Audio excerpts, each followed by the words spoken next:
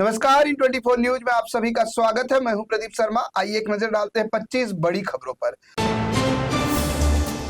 मंत्री हसन मुश्रीफ और मानिक राव कोकाटे ने मंत्रालय में डिप्टी सीएम अजीत पवार से की मुलाकात। अजीत पवार ने कृषि मंत्री मानिक राव कोकाटे पर जताई नाराजगी। उन्होंने कहा उन्हें बोलते वक्त रखना चाहिए संयम। दरअसल कोकाटे ने सरकार के खिलाफ दिया था विवादित बयान। रक्षा मंत्री राजनाथ सिंह ने लोकसभा में ऑपरेशन सिंदूर को लेकर दिए गए भाषण पर संजय राउत ने केंद्र सरकार पर बोला हमला। उन्होंने कहा बीजेपी अब पाकिस्तान से नहीं लड़ना चाहती है और ना ही चाहती है अखंड भारत।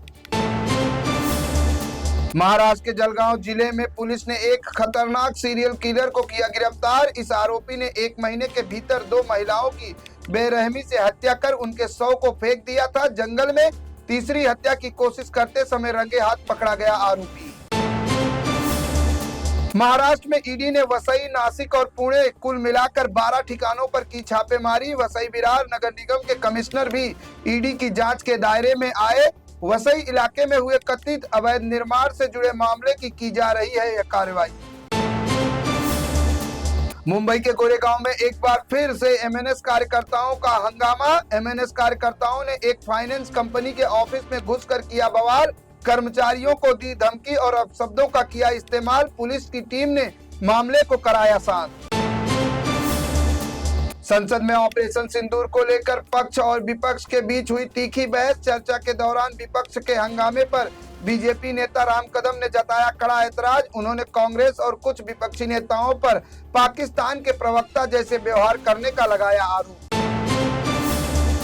महाराष्ट्र सरकार ने ठाणे स्थित ऐतिहासिक सेंट्रल जेल में एक संग्रहालय स्थापित करने और शहर के सौंदर्यीकरण परियोजना के लिए नागपुर सेंट्रल जेल को हस्तांतरित करने का लिया निर्णय। 20 से 22 एकड़ क्षेत्र में फैली इस जेल में वर्तमान में क्षमता से अधिक है कैदी बंद। महाराष्ट्र सरकार ने सोशल मीडिया के इस्तेमाल को लेकर सरकारी अधिकारियों और कर्मचारियों के लिए नई गाइडलाइन की जारी। गोपनीय जानकारी लीक होने और झूठी खबरों को रोकने के लिए उठाया गया है यह कदम। नियमों का उल्लंघन करने पर की जाएगी सख्त कार्रवाई।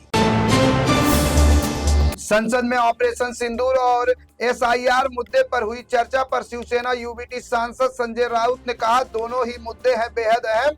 एक भारत की आंतरिक और बाहरी सुरक्षा से है जुड़ा और दूसरा देश के लोकतंत्र को खतरे में है डाला। दोनों पर चर्चा है जरूरी। दिल्ली की राउज एवेन्यू कोर्ट ने नेशनल हेराल्ड मनी लॉन्ड्रिंग मामले में ईडी के आरोप पत्र पर संज्ञान लेने को लेकर फैसला किया स्थगित। अदालत ने मामले की जांच के लिए 7 और 8 अगस्त की तारीख की है तय। रक्षा मंत्री राजनाथ सिंह के ऑपरेशन सिंदूर पर लोकसभा में दिए गए बयान को लेकर राजनीतिक गलियारों में छिड़ गई नई बहस। सिंह ने किया स्पष्ट इस अभियान का उद्देश्य पाकिस्तान अधिकृत कश्मीर यानी पीओके पर करना नहीं था कब्जा बल्कि आतंकवाद की जड़ों को करना था खत्म। दिल्ली एनसीआर के कई हिस्सों में हुई तेज बारिश के कारण इलाके में हुआ जल जमाव। सड़कों पर जल भराव के कारण जगह जगह लगा हुआ है जाम। ऑफिस जाने वालों को भारी परेशानी का करना पड़ा सामना। झारखंड के देवघर में दर्दनाक सड़क हादसा जहां बस और ट्रक की भीषण टक्कर में कम से कम 18 कांवड़ियों की हुई मौत, वहीं अन्य कई लोग हुए घायल। इस दुखद घटना के बाद पूरे इलाके में शोक की लहर। संसद में एक बार फिर देखने को मिला हंगामा। विपक्षी सांसद एसआईआर के मुद्दे पर किया विरोध प्रदर्शन। संसद के मकर द्वार पर हुआ विरोध प्रदर्शन। बारिश के बावजूद कई सांसदों ने सिर पर रुमाल रखकर जारी रखा अपना विरोध प्रदर्शन। ऑल इंडिया महा एसोसिएशन के हेड साजिद रशीद ने डिंपल यादव पर दिया था आपत्तिजनक बयान। एसपी सांसद नदवी के खिलाफ दिल्ली की मुख्यमंत्री रेखा गुप्ता ने जांच के दिए आदेश। नदवी पर संसद और मस्जिद के इमाम इन दोनों पदों का लाभ लेने का है आरोप। यमन में मौत की सजा का सामना कर रही भारतीय नर्स निमिषा प्रिया को मिला जीवन दान। यमन की एक अदालत द्वारा सुनाई गई उनकी मौत की सजा को पूरी तरह से कर दिया गया रद्द। हालांकि अभी तक यमनी सरकार की ओर से नहीं हुआ है लिखित पुष्टि।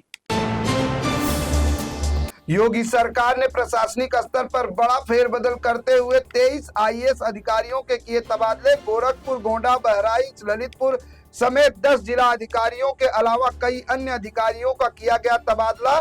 इनमें कई जिलों के डीएम, आयुक्त और सचिव स्तर के अधिकारी हैं शामिल। हिमाचल प्रदेश के मंडी में एक बार फिर बाढ़ और बारिश ने मचाई तबाही। मंगलवार की सुबह एक बार फिर बारिश ने बरपाया कहर। लगातार बारिश की वजह से फ्लड की घटनाओं में 3 लोगों की हुई मौत। फ्लैश फ्लड के कारण जिले में कई रास्ते हुए बंद। लोकसभा में ऑपरेशन सिंदूर को लेकर गृह मंत्री अमित शाह ने कहा, आतंकियों की हो गई है पुष्टि। इन आतंकियों को पनाह देने वाले 2 मददगार को भी पकड़ा गया। गृह मंत्री ने बताया, इन्हीं आतंकियों ने पहलगाम में हमले को दिया था अंजाम। लोकसभा में ऑपरेशन सिंदूर को लेकर प्रियंका गांधी ने कहा, मैं उन सभी जवानों को करना चाहती हूं नमन जो हमारे देश के रेगिस्तानों में, घने जंगलों में, बर्फीली पहाड़ियों में हमारे देश की करते हैं रक्षा। हमारे देश की अखंडता की रक्षा करने में हमारे जवानों का है बड़ा योगदान। एशिया कप में भारत पाक मैच की मंजूरी पर पहलगाम हमले में शहीद शुभम द्विवेदी की पत्नी ऐश्वर्या ने जताया विरोध। उन्होंने कहा, सिर्फ 3 महीने में हमले को भूलना है शर्मनाक, मैच का होना चाहिए बहिष्कार। कांग्रेस की चेयरपर्सन सोनिया गांधी ने गाजा में इजरायली रक्षा बलों द्वारा लगाई गई सैन्य नाकेबंदी और वहां के हालात पर जताई चिंता। उन्होंने कहा, इस नाकेबंदी ने गाजा के हालातों को बना दिया है भयावह, जहां जिंदगी और मौत के बीच जूझ रहे हैं लोग। संत प्रेमानंद महाराज ने अपने बयानों में आजकल के युवाओं के रिश्तों पर जताई चिंता। प्रेमानंद ने एक निजी बातचीत के दौरान कहा, आज के समय में 100 में से मुश्किल से 2-4 लड़कियां ही होती हैं पवित्र, बाकी बॉयफ्रेंड गर्लफ्रेंड के चक्कर में लगी हुई हैं। उनका ये वीडियो सोशल मीडिया पर हुआ वायरल।